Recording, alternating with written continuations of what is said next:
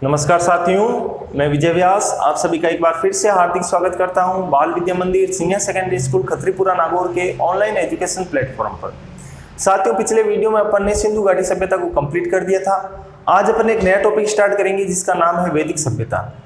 वैदिक सभ्यता के निर्माता कौन है? वैदिक सभ्यता के निर्माता आर्य है। आर्यों के द्वारा ही इस वैदिक सभ्यता का निर्माण किया गया। तो आर्य कौन है? वास्तव में देखा जाए तो आर्य कोई जाति सूचक शब्द नहीं है, ये एक गुणवाचक शब्द है, यानी ये गुण को दर्शाता है। कौन से गुण को दर्शाता है? जो श्रेष्ठ व्यक्ति है वो आर्य है। उस समय जो भारोपी भाषा बोलता था वो आर्य था। अब आ गया शब्द अपने भारोपी भाषा। ये भारोपी भाषा क्या होती है? 3 भाषाएं उस समय भारोपी भाषा कहलाती थी।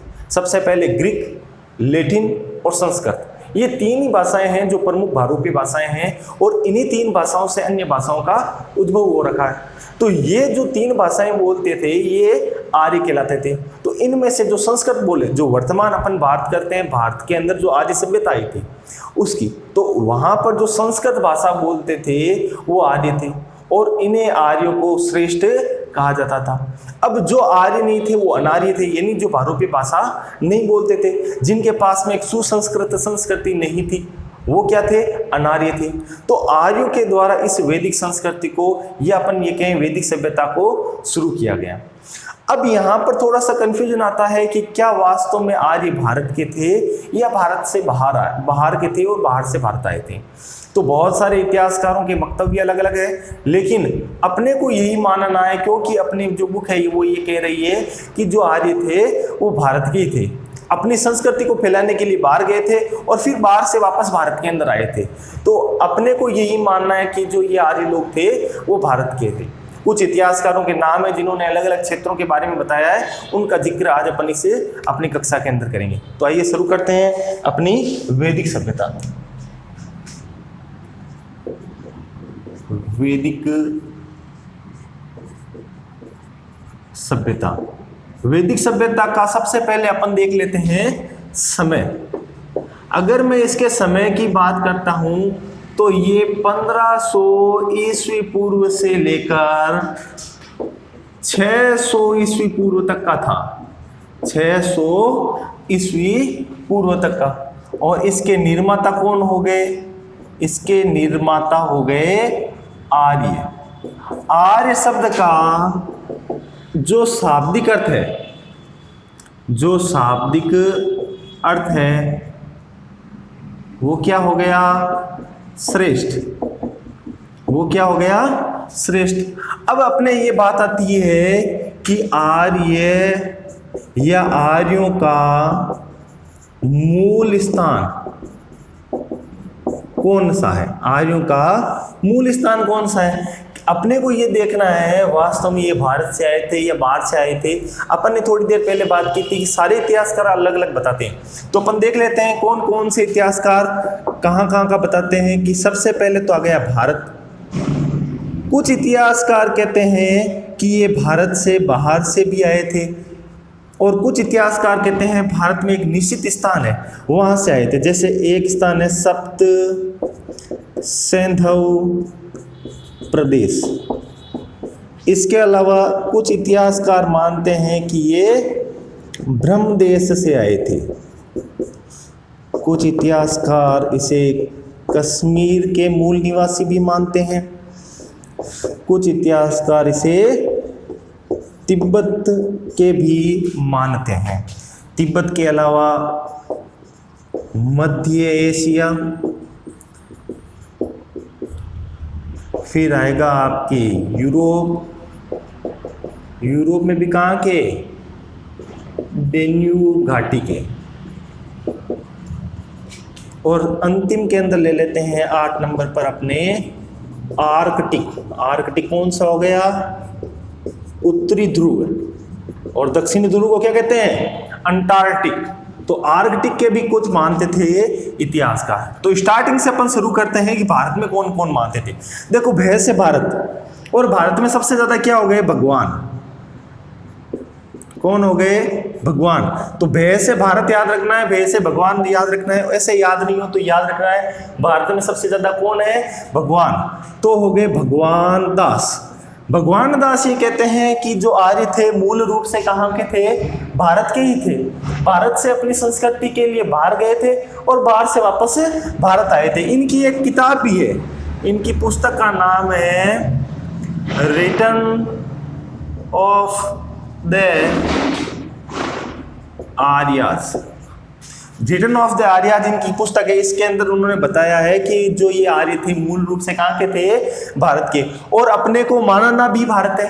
क्यों? क्योंकि अपनी जो किताब है वो भी यही कह रही है, यानी अपने को यहाँ पर एक और लिख देते हैं बुक, अपनी जो 12th की बुक है वो भी यही कहती है कि ये भारत के हैं, और अपने को लिखना पड़ेगा क्योंकि नंबर चाहिए तो ये लिखना ही पड़ेगा। सप्त सिंधु प्रदेश, तो दो डॉक्टर के नाम आते हैं, डॉक्टर अविनाश और डॉक्टर संपूर्णानंद। डॉक्टर अविनाश और डॉक्टर संपूर्णानंद ये मानते हैं कि ये जो आर्य थे वो किस क्षेत्र के थे, वो थे आपके सप्त सिंधु प्रदेश के। इसकी भी अपन चर्चा करेंगे, सप्त सिंधु प्रदेश क्या है, आगे इसकी चर्चा करेंगे। इसके बाद में एक इतिहासकार आते हैं गंगाधर झा। गंगाधर झा क्या कहते हैं कि ये जो आर्य थे ब्रह्मदेश से ही आए थे। ब्रह्मदेश भी तो भारत में, सप्त सिंधु प्रदेश भी तो भारत में, और भारत वाले तो भारत में है ही। और आगे आएंगे एक कश्मीर, LD कल्ला। कौन आएंगे? LD कल्ला। इन्होंने भी जो ये आर्यों का मूल स्थान क्या बताया है, कश्मीर। अपन इन चारों को ही सही मान सकते हैं क्योंकि ये चारों ही क्षेत्र कहाँ के हैं, भारत के हैं। अपनी किताब के अनुसार ये चारों क्षेत्र भारत के हैं, और अपने को किताब के अनुसार यही मानना है कि ये जो आर्य थे वो कहाँ के थे, मूलतः भारत के ही थे। इसके बाद में आता है तिब्बत। ये भी बड़ा इंपॉर्टेंट है। ये स्वामी दयानंद सरस्वती, स्वामी दयानंद सरस्वती ने आर्यों का मूल स्थान कहाँ पर बताया है, तिब्बत। क्यों बताया है? क्योंकि जो तिब्बत के अंदर मूल संस्कृति है और जो आर्यों की संस्कृति है वो बिल्कुल ही समान है। कहने का मतलब क्या हो गया, इन दोनों की संस्कृति समान होने के कारण, संस्कृति के समान होने के कारण स्वामी दयानंद सरस्वती ने इनका मूल स्थान कहाँ पर बताया, तिब्बत। अब सबसे इंपॉर्टेंट इतिहासकार का नाम आता है मध्य एशिया बताने वाले, क्योंकि ये कई कंपटीशन एग्जामों के अंदर पूछा गया है कि मध्य एशिया, आर्यों का मूल स्थान मध्य एशिया में किसने बताया, मैक्स मूलर ने कहाँ पर बताया था, जो मध्य एशिया किसका स्थान, आर्यों का मूल स्थान, यानी आर्य मूल स्थान, यानी मैक्स मूलर कहता है मध्य एशिया से जो ये आर्य थे भारत आए थे। उसके बाद में यूरोप की डेन्यूब घाटी, पी गाइल्स क्या कहते हैं, ये भी एक इतिहासकार है। इन्होंने यूरोप के अंदर बताया था क्योंकि यूरोप में भी इस प्रकार की संस्कृति है। कहाँ पर है, डेन्यूब घाटी के अंदर। उसके बाद में आर्कटिक बताने वाले जो इतिहासकार थे बहुत ही लोकप्रिय थे, बाल गंगाधर तिलक ने अपनी एक पुस्तक है, इसका नाम है आपके आर्कटिक होम ऑफ वेदाज। इस किताब के अंदर इन्होंने ये बता रखा है कि जो ये आर्य थे इनका मूल स्थान क्या था, आर्कटिक यानी उत्तरी ध्रुव था। तो एक बार इसको वापस देख लेते हैं जिससे अपने रिवाइज हो जाएगा। समय 1500 से 600 ईस्वी पूर्व, ये याद रखना है, ईस्वी पूर्व यानी माइनस के अंदर चलना है अपने को। निर्माता कौन थे, आर्य थे। आर्य का शाब्दिक अर्थ क्या होता है, श्रेष्ठ होता है, यानी भारोपीय भाषा बोलने वाले, भारोपीय भाषा बोलने वाले। कौन कौन सी भारोपीय भाषा थी, ग्रीक, लैटिन और संस्कृत, ये तीन आपके भारोपीय भाषा थी और ये संस्कृत भाषा बोलते थे। आर्यों के मूल स्थान में सभी इतिहासकार अपना अलग अलग वक्तव्य देते हैं और क्या क्या बताते हैं, भारत भगवान दास बताते हैं और बाहरी किताब बताती है। सप्तसेंदो प्रदेश डॉक्टर अविनाश और डॉक्टर संपूर्णानंद बताते हैं। ब्रह्मदेश डॉक्टर ये गंगाधर झा बताते हैं। कश्मीर LD कल्ला बताते हैं। तिब्बत स्वामी दयानंद सरस्वती बताते हैं। मध्य एशिया मैक्स मूलर बताते हैं। यूरोप के अंदर डेन्यूब घाटी P गाइल्स बताते हैं। और आर्कटिक यानी उत्तरी ध्रुव बाल गंगाधर तिलक बताते हैं अपनी किताब के अंदर। इनमें से आपको सारे याद रखने की जरूरत नहीं है, एक ये इंपॉर्टेंट है क्योंकि ये तो अपने को याद करना ही है, एक ये इंपॉर्टेंट है और इंपॉर्टेंट और ये इंपॉर्टेंट। आपको ये 5 क्षेत्र याद होने चाहिए, आगे कंपटीशन एग्जाम में काम आएंगे। अभी की बात करता हूं तो केवल आपको ये याद करना है कि वो आर्यों का मूल स्थान क्या है, भारतीय है। आपकी किताब में ये सारा नहीं दे रखा है, लेकिन आगे कंपटीशन एग्जाम में आपके बहुत काम आएगा। तो एक बार स्क्रीनशॉट लो, उसके बाद में अपन आगे चलते हैं। ले लिया होगा आपने स्क्रीनशॉट। अब अपन आगे चलते हैं। अब आपके देखो, जब वैदिक सभ्यता के अंदर आएंगे तो अपन बात करेंगे वैदिक साहित्य की। किसकी बात करेंगे? वैदिक साहित्य की। और नाम से ही पता चल रहा है, देखो वैदिक साहित्य में सबसे पहले कौन आएगा? भाई वेद आएंगे। जब वेद आएंगे तो अपन वेद के बारे में बात करते हैं। कितने वेद हैं? भाई 4 वेद हैं। कौन कौन से हैं? सबसे पहले आएगा ऋग्वेद, उसके बाद में आएगा सामवेद, उसके बाद में यजुर्वेद और उसके बाद में अथर्ववेद। यजुर्वेद के भी 2 भाग हैं, शुक्ल यजुर्वेद और कृष्ण यजुर्वेद। इसकी चर्चा अपन आगे करेंगे, लेकिन सबसे पहले बात करते हैं इस वेद के बारे में। वेद की रचना या वेद का निर्माण किसने किया? किसी ने नहीं किया, ये ऊपर से आए। इनको संकलित करने का काम तो आर्यों ने किया है, लेकिन वेद के लिखने का काम या लिपिबद्ध करने का काम तो आर्यों ने किया है। लेकिन ये आए किसका? ये थॉट्स किसके, ये विचार किसके हैं? तो इन्होंने कहा ये तो किसी पुरुष की रचना नहीं है, इसीलिए वेदों को क्या कहा गया? अपुरुषीय कहा गया।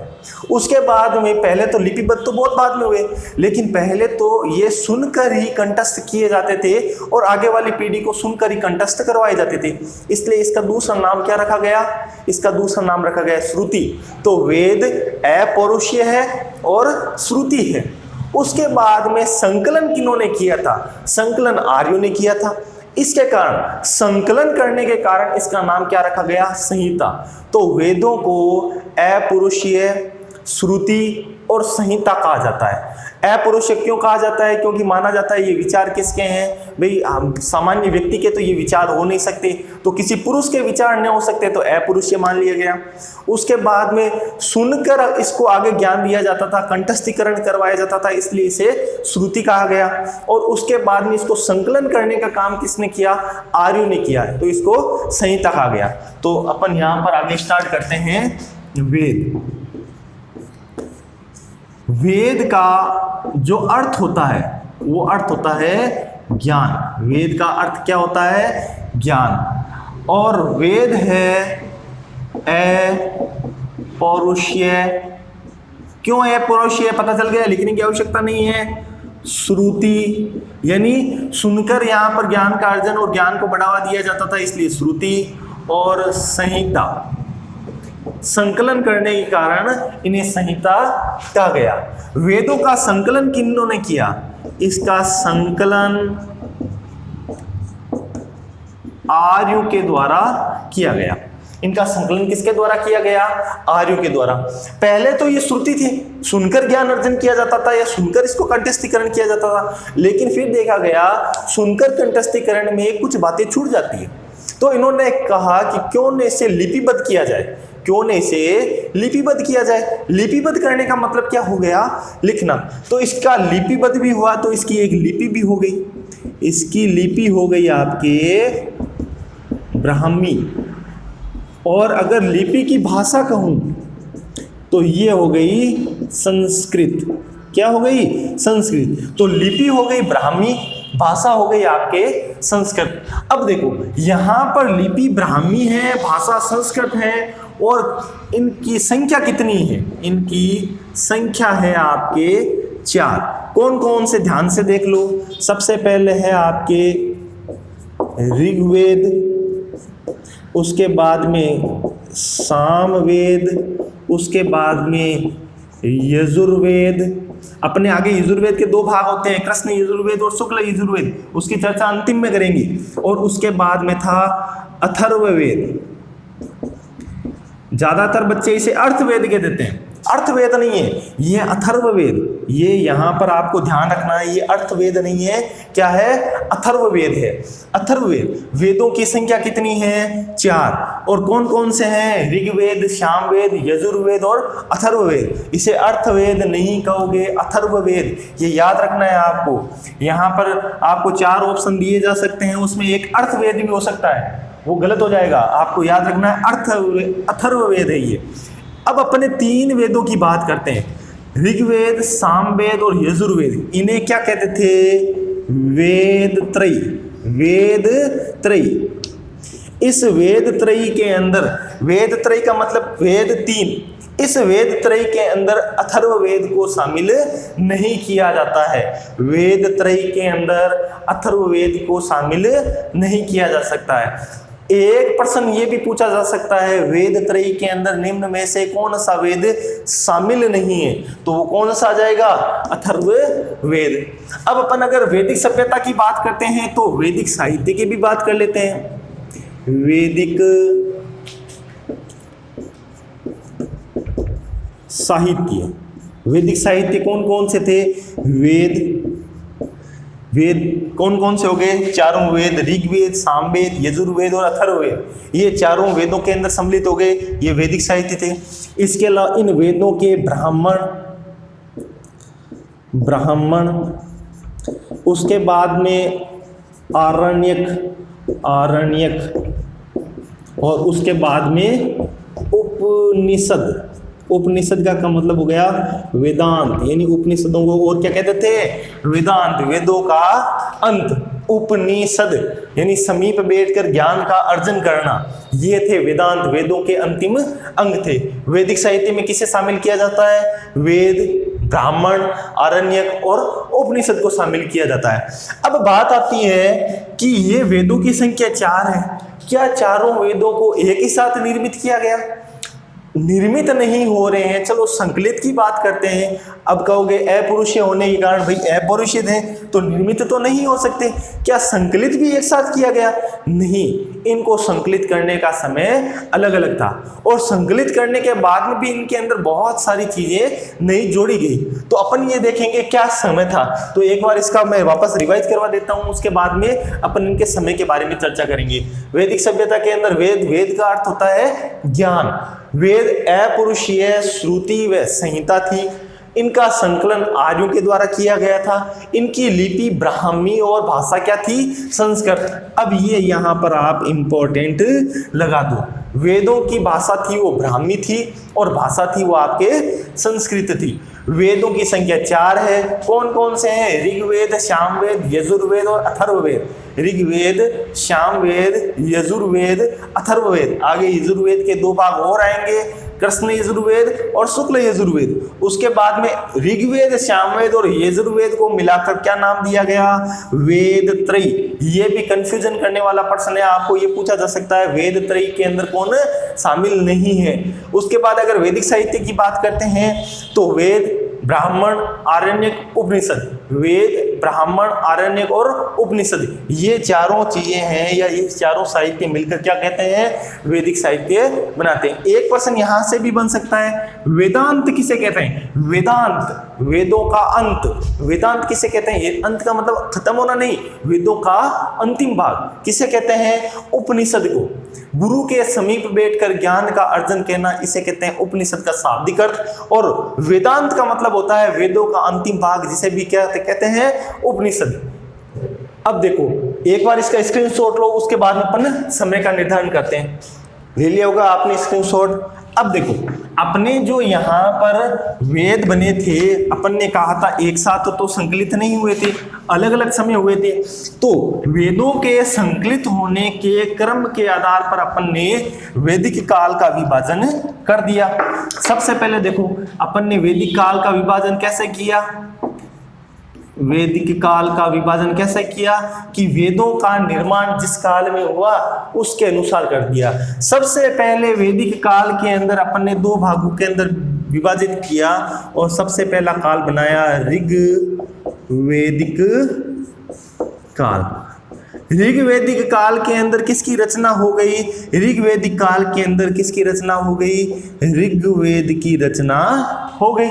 ऋग्वैदिक काल में ऋग्वेद की रचना हो गई और जो दूसरा काल आया उसका नामकरण अपन ने किया उत्तर, उत्तर यानी बाद का, उत्तर ऋग्वैदिक काल, उत्तर ऋग्वैदिक काल। तो एक तो हो गया ऋग्वैदिक काल जिसके अंदर ऋग्वेद की रचना हुई है और उत्तर ऋग्वैदिक काल के अंदर अन्य 3 वेदों की रचना या संकलन हुआ है। अगर इसके काल की बात करते हैं, यहां पर अपन इसके काल लिख लेते हैं, तो यहां पर सबसे पहले अपन ने वैदिक सभ्यता का काल क्या माना था? 1500 ईस्वी पूर्व से लेकर 600 ईस्वी पूर्व तक। तो इसका मतलब क्या हो गया? स्टार्ट तो अपने को 1500 से करना रहेगा, 1500 ईस्वी पूर्व तक। और यहां पर भी समय लिखेंगे, उसमें सबसे लास्ट में समय कौन सा आएगा? 600 ईस्वी पूर्व तक, ठीक है। और यहां पर अपने को दोनों जगह लगा दो 1000 ईस्वी पूर्व, और यहां पर भी लगा दो 1000 ईस्वी पूर्व। ये लो, ये आपका समय हो गया। अगर ऋग्वैदिक काल का समय पूछा लिया जाए तो 1500 ईस्वी पूर्व से लेकर 1000 ईस्वी पूर्व तक का था, और उत्तर ऋग्वैदिक काल का समय पूछ लिया जाए तो 1000 ईस्वी पूर्व से लेकर 600 ईस्वी पूर्व तक का था। 1000 ईस्वी पूर्व से लेकर कहां तक का हो गया? 600 ईस्वी पूर्व तक है। ये किसका हो गया? उत्तर ऋग्वैदिक काल का, और ये हो गया ऋग्वैदिक काल का। आपको पूछ लिया जाए ऋग्वेद का संकलन कब हुआ? ऋग्वैदिक काल में। अन्य 3 वेदों का संकलन कब हुआ? उत्तर ऋग्वैदिक काल के अंदर हुआ था। अब अपन बात करते हैं ऋग्वैदिक काल के अंदर मुख्य व्यवसाय क्या था? मुख्य व्यवसाय क्या था? अब अपन देखो, जो अपन ने इससे पहले वाला सभ्यता आई थी, अपन ने कहा था सिंधु घाटी सभ्यता, उस समय मुख्य व्यवसाय थी कृषि, और गौण व्यवसाय था पशुचारण। गौण व्यवसाय क्या था? पशुचारण। तो इसके अंदर मुख्य व्यवसाय क्या हो गया? पशुचारण, यानी पशुओं को चराना। और गौण व्यवसाय क्या हो गया? गौण व्यवसाय आपके हो गया कृषि। गौण व्यवसाय क्या हो गया? कृषि।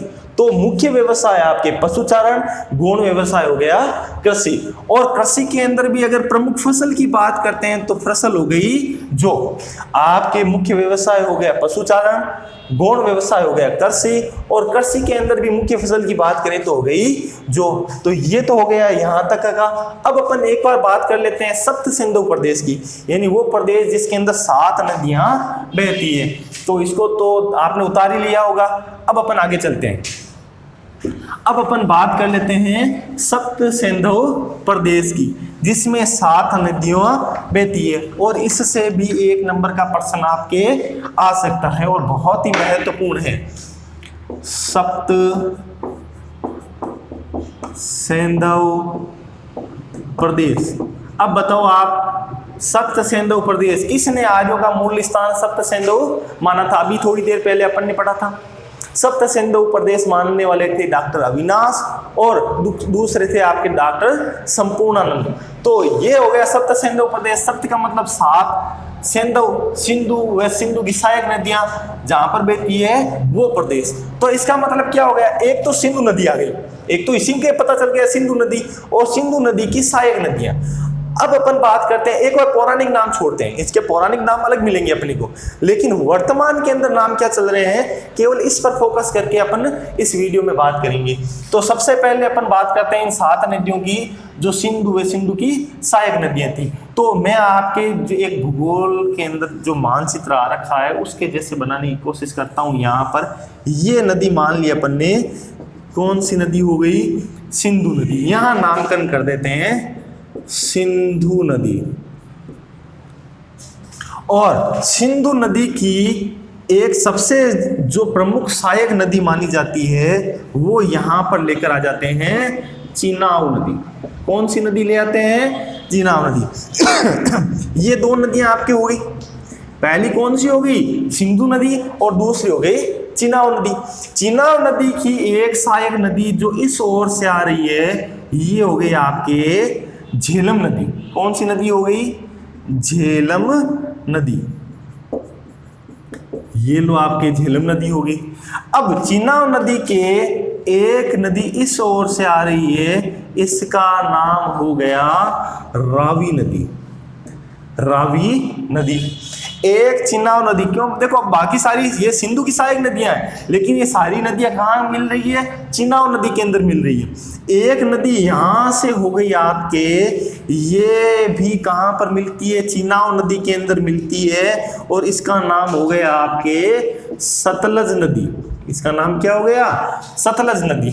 और एक सतलज नदी के अंदर भी एक नदी आकर मिलती है, जिसका नाम क्या हो गया? व्यास नदी।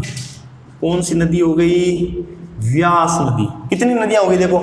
सिंधु, झेलम, चिनाव, रावी, व्यास, सतलज। इसके अलावा एक और नदी थी, वो इस ओर बहती थी, जिसका नाम है वर्तमान घग्गर नदी। कौन सी नदी है? घग्गर नदी। ये 7 नदियां हो गई, जिसका क्षेत्र क्या कहलाता था? सप्त सिंधु प्रदेश। और भूगोल के अंदर भी ये काम आएगा, और इनके दोआब क्षेत्रों के भी अलग अलग नाम मिलेंगे, जिनको इन्हीं नदियों के आधार पर बनाया जाएगा। कौन कौन सी नदी? एक बार वापस देखो, सिंधु नदी, झेलम नदी, चिनाव नदी, रावी नदी, व्यास नदी, सतलज नदी और घग्गर नदी। घग्गर नदी। अब देखो, अब यहां पर ये सारी नदियां हो गई 7 नदियां। इनके सब प्राचीन नाम अलग हैं। इनके प्राचीन नामों की चर्चा करेंगे कल, और इसके आगे देखेंगे कि जो मुख्य मुख्य प्रश्न है इस जो वैदिक सभ्यता से पूछे जाते हैं उनकी चर्चा करेंगे। और इनके अंदर एक अपन वेदों की सारणी बनाएंगे, वो बनाएंगे इस पाठ के अंतिम भाग में। तो आज के लिए इतना ही, मिलते हैं अगले वीडियो में। तब तक के लिए आप सभी को धन्यवाद।